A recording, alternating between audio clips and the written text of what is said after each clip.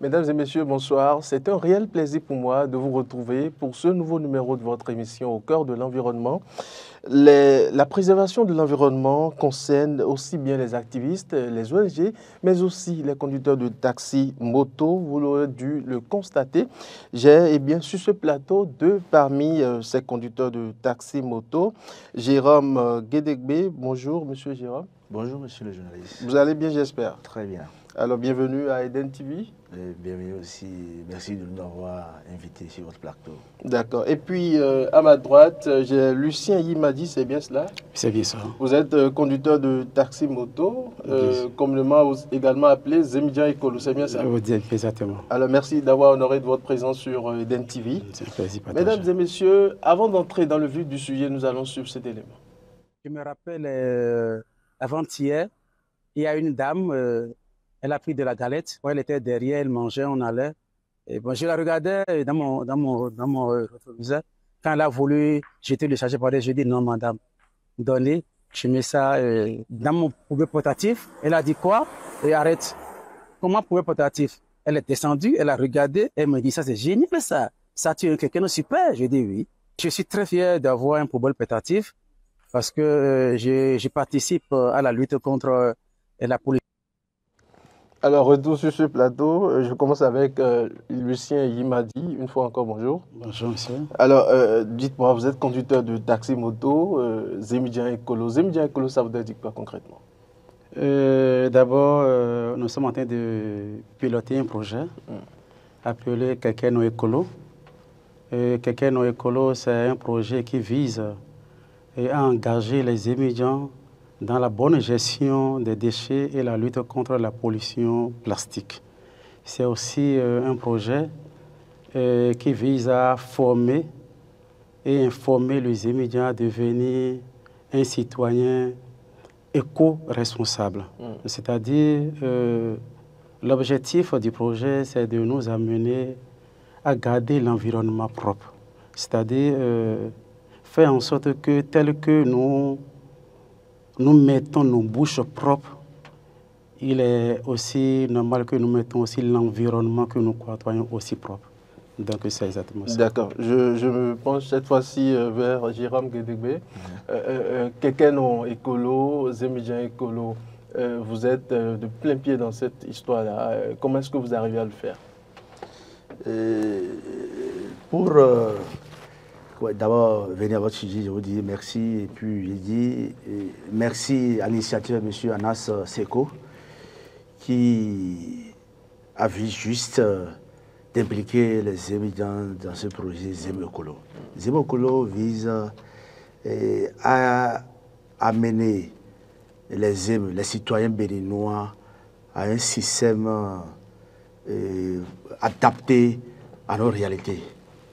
Et cette façon de jeter n'importe comment nos sachets, placer un peu partout l'utilisation de ces sachets, nous voulons, ce projet nous amène à sensibiliser surtout les Zem, nous qui remarquons surtout la masse de la population, nous qui sommes souvent au contact de cette population, ce projet nous amène quand même à sensibiliser toute cette couche à cette cause. Mais pourquoi avez-vous accepté promptement vous donner à ce projet? Pourquoi avez-vous accepté de participer à la lutte contre la préservation de l'environnement? Premièrement, d'abord, nous aimons... Parce qu'on vous connaît, vous n'avez pas le temps, vous êtes tellement pressé d'aller déposer tel client pour rapidement remorquer un autre. Mais pourquoi avoir accepté perdre votre temps, si je peux m'exprimer ainsi, et à faire quelque chose du genre? Non, vous savez, il y a un politicien de ce pays qui a dit ceci, que nous sommes improductifs, que nous ne produisons rien. Et nous avons vu, nous avons dit, bon... Donc c'est pour relever le défi. On s'est réunis avec le président d'ailleurs, et on s'est dit, mais qu'est-ce qu'il faut faire pour quand même impacter surtout ce gouvernement qui a mis un système en place de propriété. Et on s'est réunis, d'où est sorti cet élément avec M. Anas. On s'est dit, alors, nous allons impacter aussi la gestion, la bonne gestion de l'environnement de ce pays en accompagnant les gouvernants par cette méthode de sensibilisation, d'amener quand même tout le monde à la propriété de notre environnement. Alors, M. Lucien, mais est-ce que cela ne vous prend pas souvent le temps? Comment est-ce que vous arrivez à faire tout ça? Parce que vous avez des clients derrière. Mais je vous vois dans les photos, dans les vidéos que j'ai essayé de fouiller un peu, vous avez les gants et puis vous vous adonnez à ramasser ces sachets plastiques. Quel temps vous avez pour faire ça? Le temps n'y est pas, mais on y est contraint. On y est contraint parce que nous sommes aussi confrontés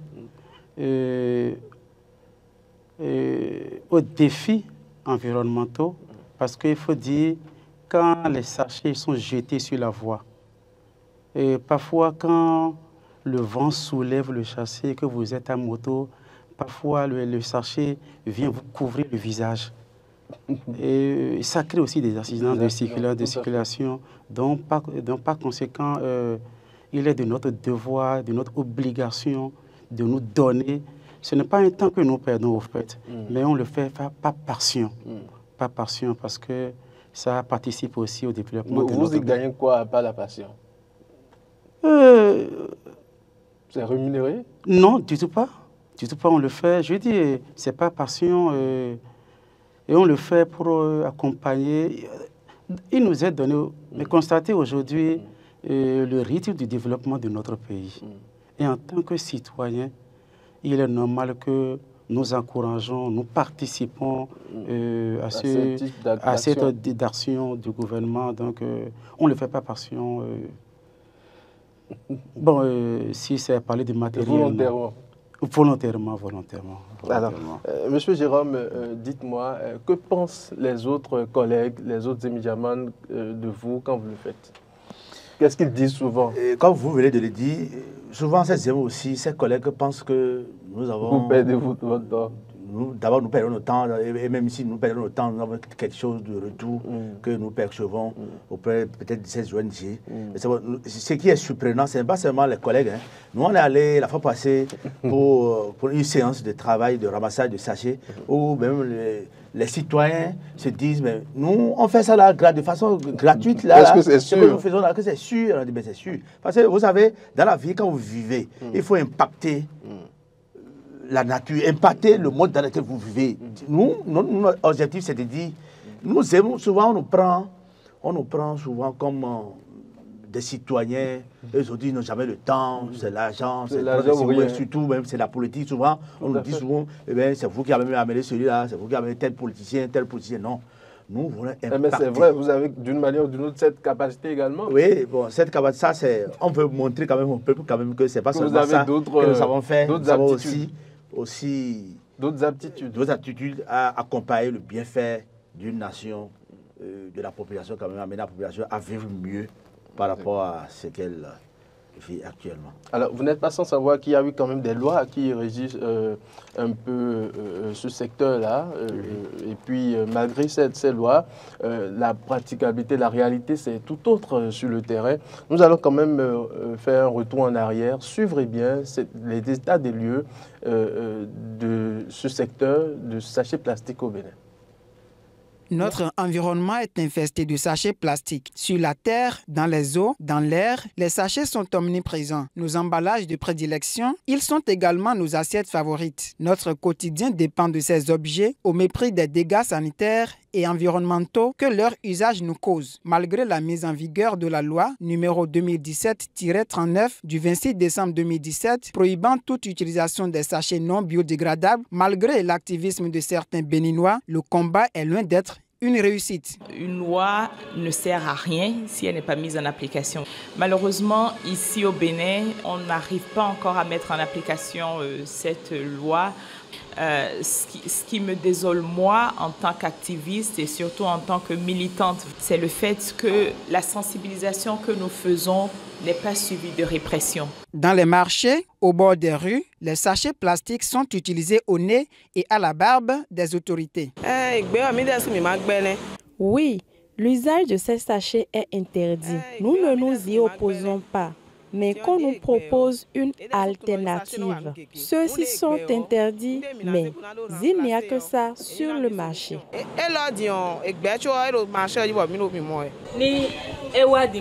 Nous sommes d'accord. Mais supposons que j'achète du maïs dans un sac imperméable. Avant d'arriver chez moi, je risque de tout perdre. Préoccupation aussi fondamentale que pertinente, l'imperméabilité des emballages souvent proposés en lieu et place des sachets revient chaque fois dans les plaintes. Mais cela vaut-il la nuisance des 10 sachets? Le sachet plastique, tout le monde reconnaît qu'il est fabriqué avec du pétrole, un résidu de pétrole.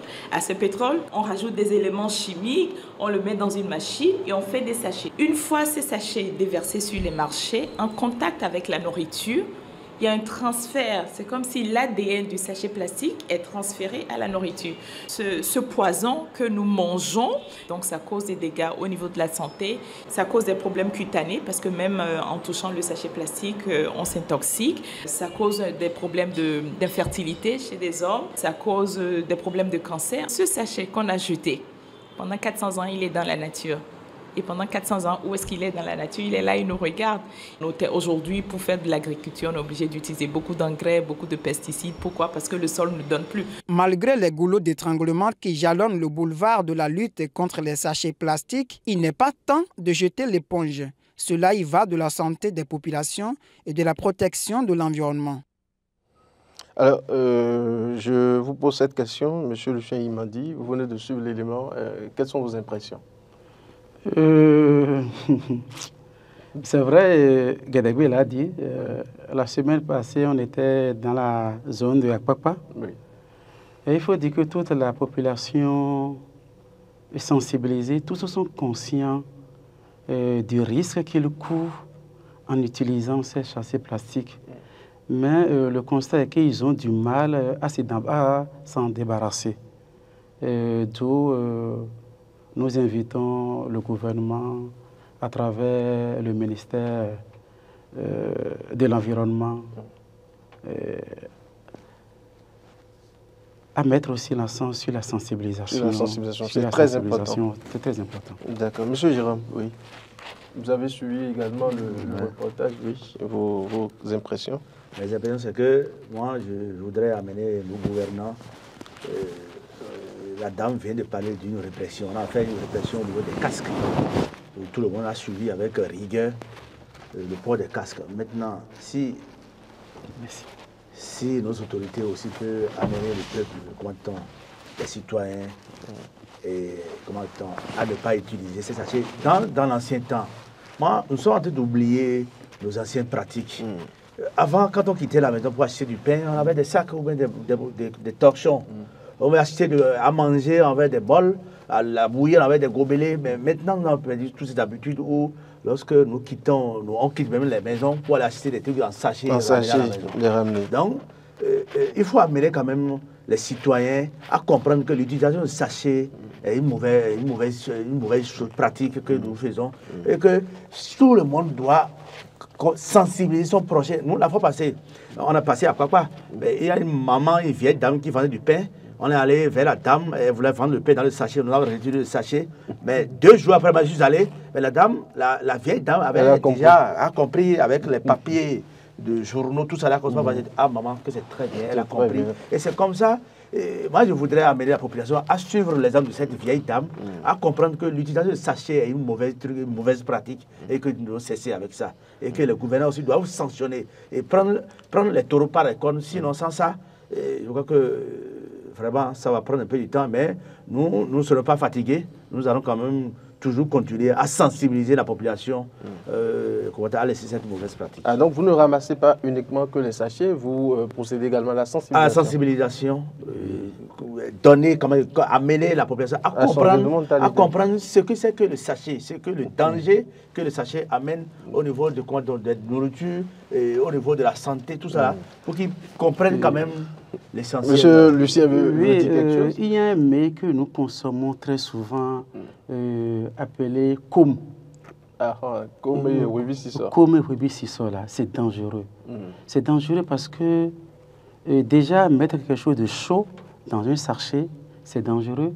Mais le com est préparé avec le sachet au feu. c'est encore plus dangereux.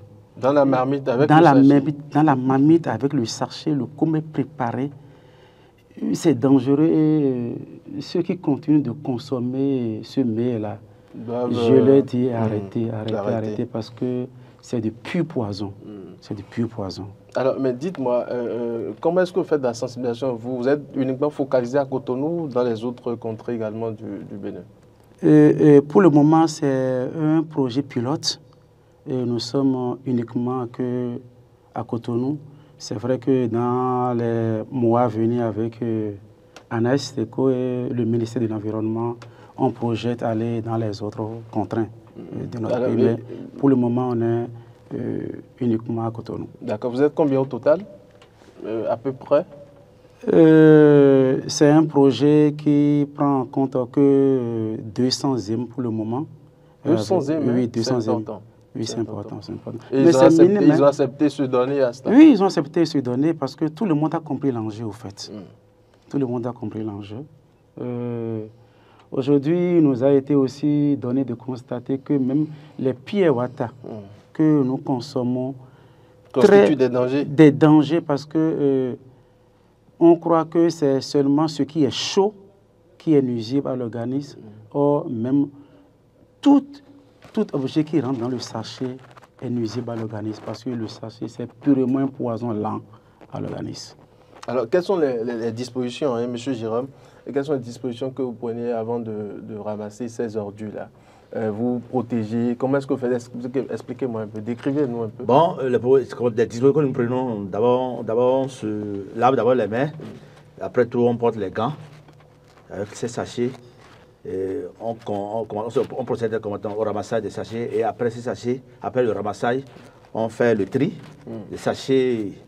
des sachets, comment on appelle, voilà, non dégradables, tout ça là. Oui. Donc on va déverser dans les poubelles de la SGDS.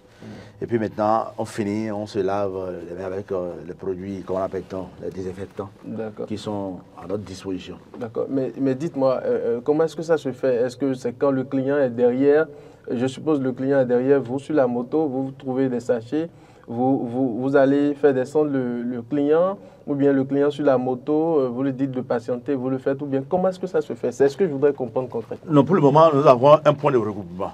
Nous avons des points de regroupement où on fait le programme et puis on avertit nos collègues, on dit, bon, aujourd'hui, nous allons commencer de Akpakpa et dans les environs de Akpakpa. Demain, peut-être vers le CNHU. Et ces environs, peut-être après demain, c'est à Bégamin, à tout cas les quartiers environnants là, c'est ce que nous faisons, nous essayons de faire des programmes avec nos collègues qui sont avec nous, et c'est pour ça qu'on procède aussi. D'accord. Monsieur Lucien, vous disposez également des poubelles, j'aurais appris. Oui. Comment est-ce que ça se fait concrètement? Est-ce que même les clients peuvent déposer dans ces poubelles? C'est des poubelles portatives, n'est-ce pas? C'est bien ça. Vous en avez là, oui, c'est ça. Je vais montrer à la caméra. Voilà. D'accord. C'est ça. Dès qu'on a un client qui prend Pure Vata ou bien Pure Cran de la galette, on le surveille par nos rétroviseurs. Déjà, on lui dit, madame ou monsieur, excusez, dès que vous finissez, vous me donnez le sachet. J'ai un poubelle portatif, je mets dedans. En tout cas, tous comprennent et tous se sont étonnés. Et c'est accroché où? Vous le mettez dans la poche? Comment ça se passe? Il y a un élément qui vient de passer, on le met en bas du guidon. D'accord. Voilà. D'accord. Et même les clients peuvent déposer les... Oui. Tout d'abord, on n'autorise même pas aux clients de déposer, que ce soit sachet ou papier, de jeter ça sur la voie. C'est intéressant ça. Alors oui, vous avez quelque chose à dire? Oui, et surtout, c'est de dire aux clients que quand c'est pour eux, c'est des petits trucs, hein, c'est pas... C'est quand même prendre des pots de yaourt et dire non, c'est de l'arachide, des petits sachets, des trucs comme ça, les sachets de sandwich, tout ça là, que nous mettons, dès que c'est plein, nous allons vers les poubelles de la SGDS, les jeter. Et ainsi de suite. Là, peut-être qu'avec le temps, nous allons penser à peut-être agrandir ces poubelles ou bien comment. En tout cas, nous allons voir ce que nous allons faire. Mais cette question me vient à l'esprit. Quelles sont les difficultés que vous rencontrez sur le terrain? Est-ce qu'il n'arrive pas parfois des clients qui sont un peu récidivistes, qui ne veulent pas de respecter ce que vous dites? Comment est-ce que vous gérez tout ça? Mais c'est bizarre. Pour le moment, nous avons des clients. Vous savez, le Béninois comprend vite. Ah bon? Quand vous lui mettez dans est-ce que des situations... M. Lucien il confirme? Le Béninois comprend vite? Non, je ne confirme pas parce que... Bon, on finit. D'accord. Oui. Vous savez, le Béninois, dès qu'il y a des trucs extraordinaires, s'il dit quand le Béninois comprend vite, c'est un truc extraordinaire, il va aussi tenter. Il va tenter, il dit, bon, d'accord, j'ai fini, il vous donne ça, maintenant, je dis ça où, je vais voir. Vous mettez ça dedans, il dit, ah, mais c'est fantastique, mais ça là, vous avez... D'abord, moi, hier, j'ai pris une cliente qui voit ça là accroché sur ma moto, il me dit, vous avez trouvé ça où? Mais je dis, mais je suis avec une ONG avec qui nous travaillons. Elle me dit, oui, c'est nous qui avons fabriqué ça dans la maison. Vous savez, le Bénin, il est curieux. Il est curieux. Il a quand même vu ça. Tout à fait. Et maintenant, il voit ça, il demande, vous le faites quoi avec ça? Donc, il est curieux de voir comment ça te passe. D'accord. Mais M. Lucien n'est pas d'avis avec vous. Non, mais ça, il a en partie raison. Mais il y a des clients, pour eux, c'est que la société SDGS est là. C'est leur rôle. C'est leur rôle. Ils sont payés pour ça et on s'en fout. Hein. Qu'est-ce que nous, on a à voir avec? Qu'est-ce que nous, on a à voir avec? Je dis non, monsieur ou madame, arrêtez. Ça nous concerne Ça nous concerne tous. Le développement du pays, c'est l'affaire de tout le monde. Ce n'est pas que les autres. Si les autres cherchent à mettre ça au propre, il ne nous revient pas de salir l'environnement quand même, monsieur. Mais avec le temps, ils essaient de comprendre. Et puis la vie continue. D'accord, la vie continue, nous sommes... C'est pour compléter ce que M. Imadi vient de dire, c'est que le Béninois a tendance, ne veut pas aller dans le bénévolat, ne veut pas aller dans la facilité, il ne veut pas aller dans l'endurance, il veut toujours la facilité. C'est que quand vous dites qu'il y a derrière quelque chose, pour lui, c'est qu'il y a toujours quelque chose dedans que vous avez en retour. Et c'est ça qui est un peu gênant. D'accord. Nous sommes déjà dans le dernier virage de cette émission, mais nous irons d'abord tout droit à Zinvier, dans un hôpital qui interdit l'usage, l'entrée des sachets plastiques au sein de l'hôpital. Suivons. Wow. Je rends visite à mon épouse qui a été opérée à l'hôpital La Croix. Et en venant, j'ai acheté quelques fruits et on me l'a emballé dans un sachet. Oui. Donc arrivé au portail, le gardien m'a dit que le sachet n'entre pas à l'intérieur de l'hôpital. C'est que je me suis retourné tranquillement et je suis allé acheter un autre sac pour renverser mon colis.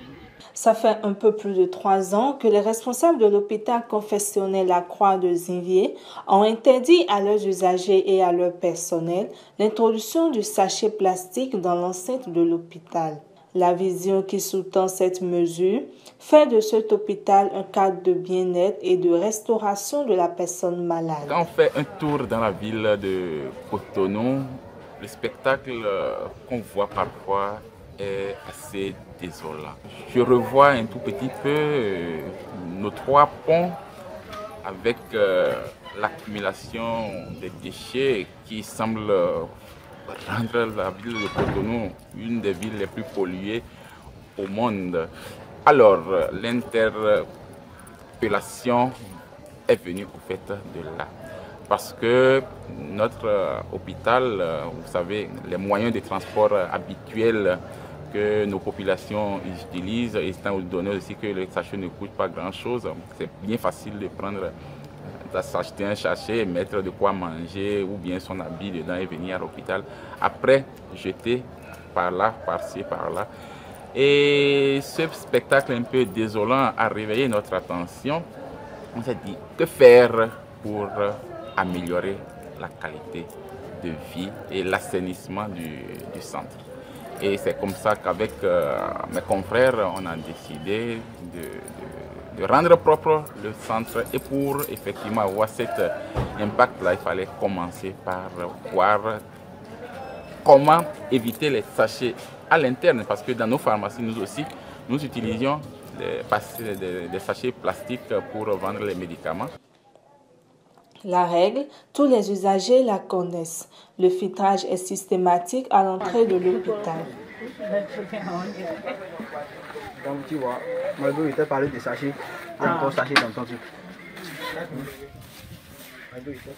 La mesure connaît tout de même quelques résistances, Mais en amont, les amendes infligées aux contrevenants permettent de garder l'esprit de la loi dans les habitudes.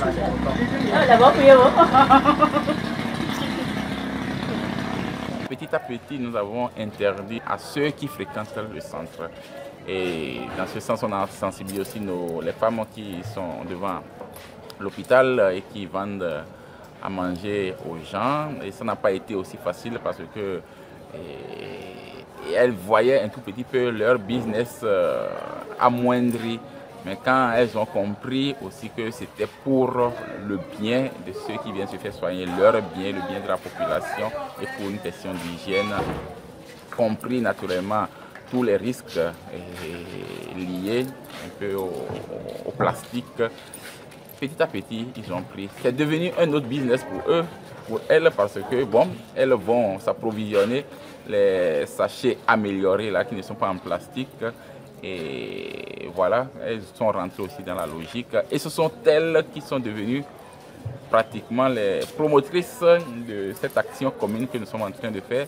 Il suffit qu'elles voient venir quelqu'un de l'extérieur avec un sachet de « Ah, on ne rentre pas à l'hôpital avec le sachet ».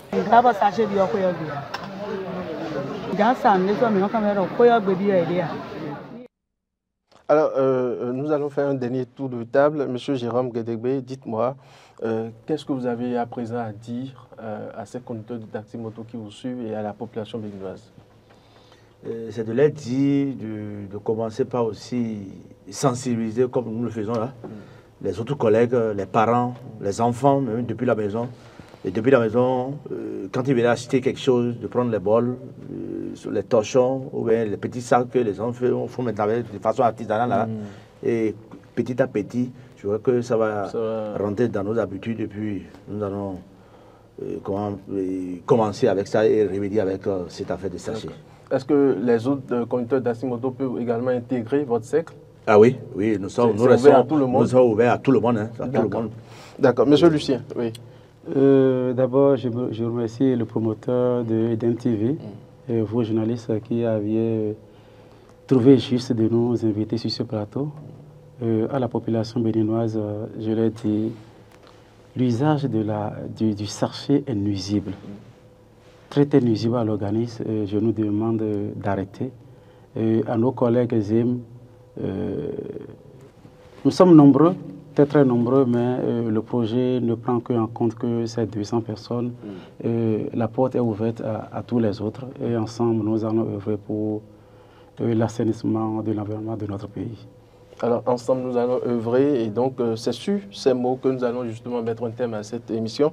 Merci de nous avoir suivis. Dr Boris a assuré la réalisation de cette émission. Il a été assisté de Gérard Roussa. Je vous dis merci pour votre écoute et pour votre attention.